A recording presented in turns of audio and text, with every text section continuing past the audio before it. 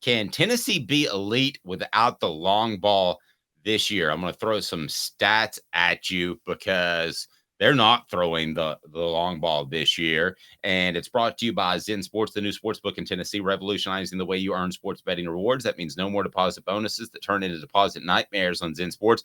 What you see is what you get. And with their cash rewards program, you get a lot of cash. For a welcome bonus, earn an unlimited 5% cash back on your betting volume for your first 15 days when you sign up with the promo code HOOKED. That's HOOKED. That's right. Unlimited 5% cash back. Keep betting, keep earning with up to 3% cash back on your betting volume every month after that.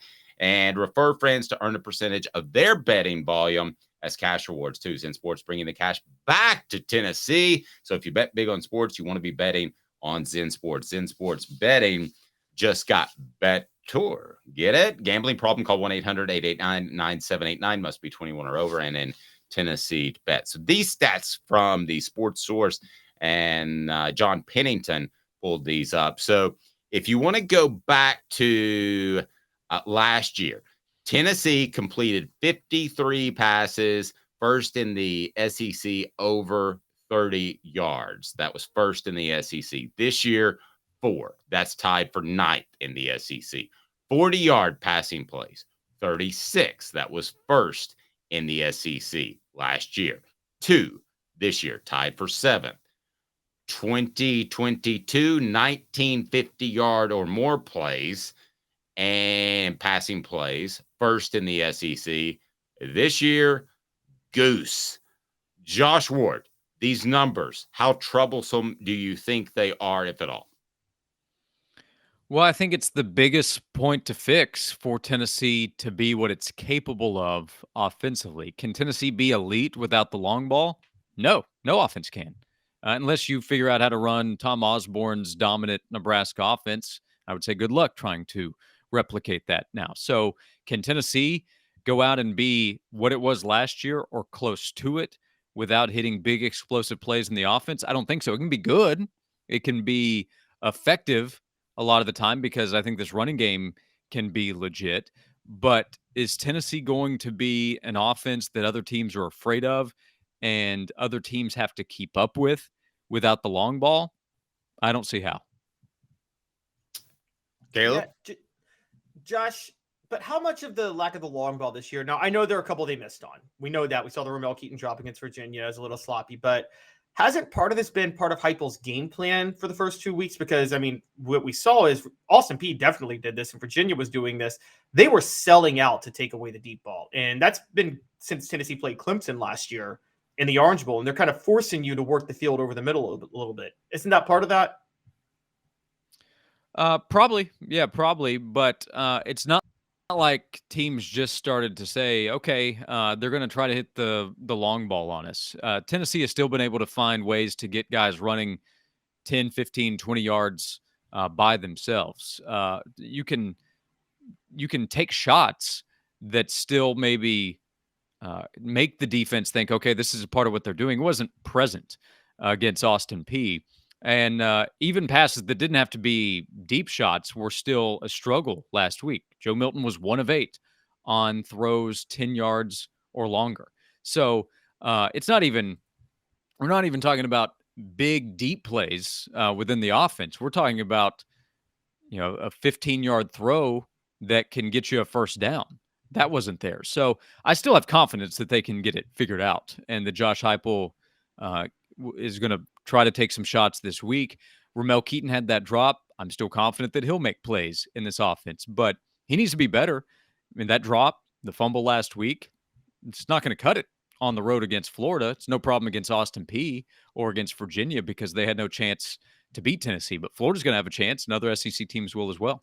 Travis said, let me tell you why this team can be better.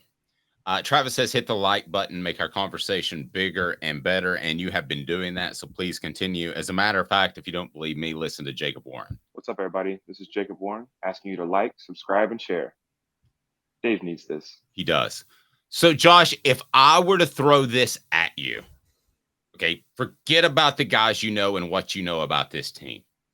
You've got Team A that can complete a bunch of deep balls, that can stretch the field, that can do all kinds of things, that can run the football at a high level.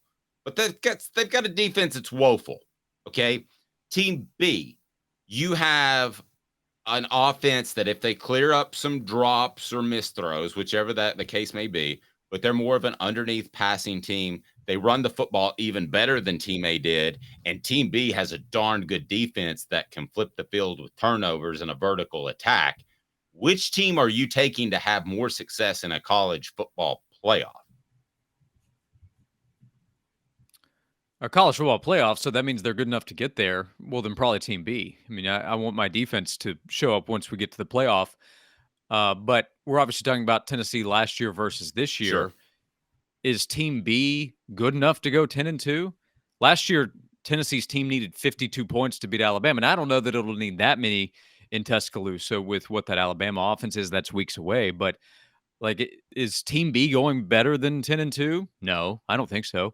So they need to be closer to what they were offensively and continue to keep pace with what they are defensively. So what we've seen the first 2 weeks doesn't indicate any kind of run to a playoff. It's also the first 2 weeks. It's also against weak competition. I don't know what to make of that because we can look at the competition and say, oh, what happens when they play better teams?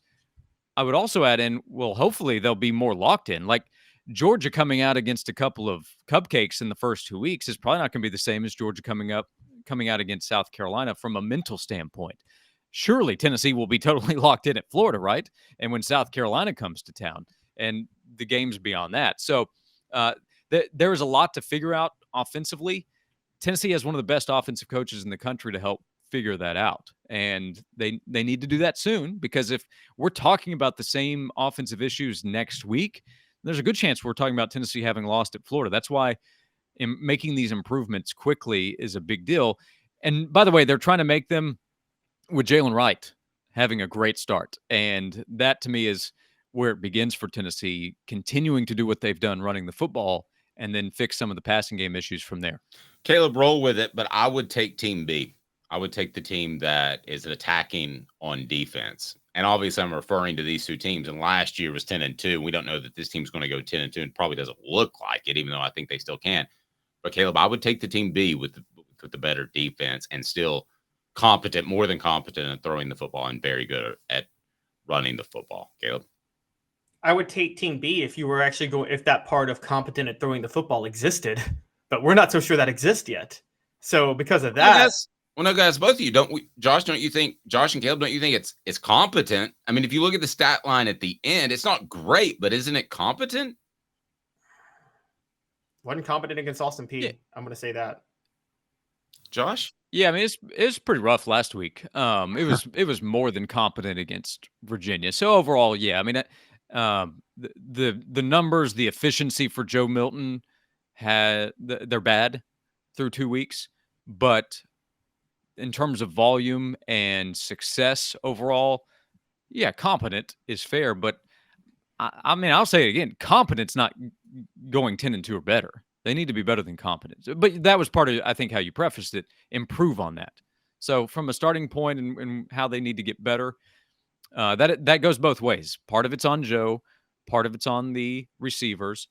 But, the offensive line is going to be tested more in terms of how much they can protect against these future teams. That is just a big part of it. These first 2 weeks have been against terrible opponents. Virginia is not a Power 5 quality team, and Austin Peay is an FCS team. So that also affects some of the conversation on the defense. I think the defense is good. Young linebackers are going to get tested out there, but Aaron Beasley has been terrific through the first 2 weeks. I think he can be an all-SEC player this season, and the defensive line I have a lot of confidence in. So there are reasons to be optimistic. Secondary is still a big question. Let's see how they play. Some this week, because Pearsall and Wilson are dangerous threats at receiver, and I'm sure they saw Austin Peay take a couple of shots at Kamal Hadden and some PI penalties come up. So I need to see the secondary play at a higher level before I'm saying this defense is championship contending level.